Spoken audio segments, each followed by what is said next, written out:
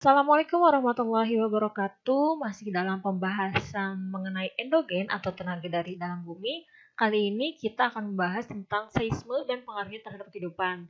Jadi kita ulang lagi ya, tenaga endogen itu yang pertama kemarin ada tektonisme, terus selanjutnya ada vulkanisme, dan ini yang ketiga ada seisme. Apa sih seisme itu? Seisme atau gempa dapat diartikan sebagai bergetarnya lapisan litosfer dan permukaan bumi karena sebab tertentu. Nah, untuk ilmu yang mempelajari tentang gempa ini atau seisme yaitu seismologi. Jadi, lapisan litosfer itu bergetar karena sebab tertentu. Apa ya kira-kira penyebabnya? Kita langsung ke pembahasan berikutnya. Nah, ini untuk alat pencatat gempanya yang kita suka lihat di TV ya, biasanya kalau ada berita itu seismograf namanya. Ada horizontal seismograf dan vertikal seismograf. Nah, untuk istilah-istilah kegempaan, ada beberapa istilah yang sering muncul ketika gempa bumi terjadi. Yang pertama adalah hipocentrum. Jadi titik pusat gempanya itu ada di mana, tapi di bawah permukaan bumi. Jadi hipocentrum itu titik pusat gempa yang adanya di bawah permukaan bumi. Sedangkan epicentrum, titik pusat gempa yang terletak di atas permukaan bumi. Nah, fokus yaitu jarak antara hipocentrum dengan epicentrum. Terus isoseista yaitu garis pada peta yang menghubungkan daerah-daerah yang mengalami intensitas getaran gempa yang sama besarnya. Jadi untuk daerah-daerah yang mengalami getaran intensitas gempa yang sama itu ditarik garis dan dia disebutnya dengan garis isoseista. Sedangkan pleistoseista yaitu garis pada peta yang menunjukkan daerah yang terkuat menerima goncangan gempa. Jadi dari suatu daerah ini yang paling mana yang kuat menerima goncangan gempa akan ditarik garis lagi dan disebut garisnya pleistoseista. Sedangkan homoseista yaitu garis pada peta yang menghubungkan daerah yang menerima getaran gempa yang pertama pada waktu yang bersamaan. Jadi daerah mana nih yang dapat getaran gempa yang awal gitu. Disebutnya homoseista. Nah, klasifikasi gempa bumi berdasarkan intensitasnya. Ada makroseisme dan mikroseisme. Kalau makro udah pasti kita tahu, berarti besar ya intensitasnya. Sedangkan mikro yang kecilnya. Terus berdasarkan penyebabnya gempa bumi, ada gempa vulkanik. Jadi ternyata gunung meletus juga dia bisa menyebabkan gempa. Itu penyebabnya gempa vulkanik. Yang kedua tektonik. Yang ketiga gempa runtuhan. Dan yang keempat gempa tumbukan. Terus berdasarkan bentuk epicentrumnya ada, tadi kan epicentrum itu titik pusat gempa yang ada di permukaan bumi. Nah, kalau si titik pusat gempa yang ada di permukaan bumi itu linear, berarti gempa linear. Sedangkan hanya di satu titik disebutnya gempa sentral. Terus berdasarkan kedalaman hipocentrum. Tadi udah dijelasin kalau hipocentrum itu titik pusat gempa yang berada di dalam bumi. Nah, dibagi lagi ketika dia disebut gempa dangkal, yaitu si titik pusat gempanya itu kurang dari 100 kilo. Nah, disebutnya gempa dangkal. Sedangkan gempa medium atau menengah, yaitu ketika hiposentrumnya 100 sampai 300 km. Kedalamannya itu dalam banget. Sedangkan gempa yang dalam hipocentrum itu sekitar kedalamannya 300 sampai 700 km. Nah, ini klasifikasi gempa berdasarkan epicentrum atau jarak yang ada di permukaan buminya.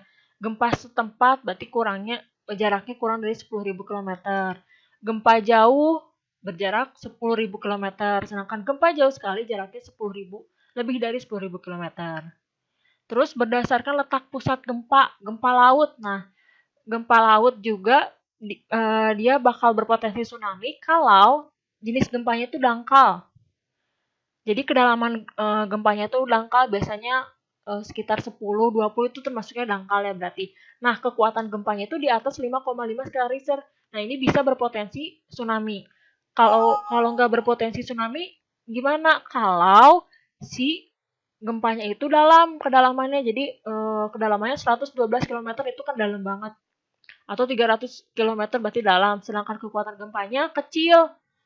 Hanya 3,5 skala Richter, nah itu tidak berpotensi tsunami. Jadi berpotensi tsunami itu ketika kedalamannya dangkal dan yang kedua kekuatan gempanya lebih dari 5,5. Terus yang kedua gempa darat terjadi jika epicentrumnya berada di daratan. Jadi titik pusat gempanya itu bukan ada di laut tapi ada di darat. Nah biasanya disebutnya gempa darat. Nah biasanya kalau ini menyebabkan kerusakan infrastruktur yang ada di darat seperti gedung-gedung runtuh, jalanan yang retak. Nah, ini biasanya karena epicentrum ya, titik pusat gempanya ada di darat. Nah, tsunami itu dibagi menjadi beberapa penyebabnya. Ada yang karena ini pergeseran antar lempeng. Kalau lempeng sama lempengnya saling bergeser, biasanya dia bisa terus ada gempa dan ini bisa menimbulkan tsunami. Terus yang kedua, ketika ada gunung api yang ada di laut dan meletus, ini juga bisa menyebabkan tsunami. Terus yang ketiga, ketika ada runtuhan ini juga bisa menyebabkan tsunami, kayak pada tahun 2018, akhir 2018 yang tsunami di Selat Sunda itu bukan karena pergerakan lempeng, bukan juga karena gunung yang meletus, tapi karena bagian Gunung Krakatau yang runtuh. Jadi itu runtuh dan itu menyebabkan tsunami. Soalnya kan sebelumnya nggak ada gempa, nggak ada apapun, tiba-tiba tsunami ya karena bagian si Gunung Krakataunya itu dia mengalami runtuhan. Terus yang keempat, karena adanya meteor. Meteor yang jatuh dia ke laut bisa juga menyebabkan tsunami. Nah, dalam istilah gelombang seismik atau gelombang gempa, ada beberapa istilah gelombang, yaitu yang pertama gelombang longitudinal atau gelombang primer, yang kecepatannya itu 7-14 km per detik dan periode gelombangnya itu 5-7 detik. Sedangkan yang kedua gelombang transversal atau gelombang sekunder, kecepatannya 4-7 km per detik dan periode gelombangnya 11-13 detik. Terus untuk gelombang panjang yang ada di permukaan dibagi dua lagi, ada gelombang Rayleigh dan gelombang Loove. Nah, ini kita juga bisa menghitung lokasi atau menentukan lokasi gempa dengan cara rumus S min P dikurangi 1 menit dikali 1000 megameter. Nah, jadi gelombang sekundernya terjadi pada menit keberapa dikurangi gelombang primernya terjadi pada menit berapa dikurangi 1 menit dan dikali 1000 meter. Nah, ini ada skala intensitas gempa atau kekuatan gempa. Jadi kalau misalkan kategori gempa mikro, tadi ada gempa mikro itu kecil, berarti ketika kekuatan gempanya hanya kurang dari 2. Gempanya ringan, bahkan tidak terasakan. Sekitar 8.000 per hari kejadian rata-ratanya. Jadi setiap hari itu pasti ada pergerakan, itu ada gempa, tapi kita nggak ngerasain karena kekuatan itu kurang dari 2. Jadi kecil gitu. Itu sangat lemah, 2-2,9, lemah 3-3,9, ringan 4,49, normal 5-5,9. Nah, ini biasanya udah mulai kerasa, udah mulai rada-rada goyang itu kalau si kedalamannya nggak terlalu dalam juga, biasanya nanti kerasa gitu.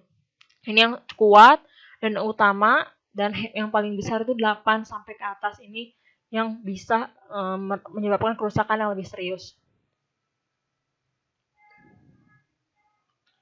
Sekian untuk pembahasan tentang seisme kali ini. Kurang lebihnya mohon maaf. Wassalamualaikum warahmatullahi wabarakatuh.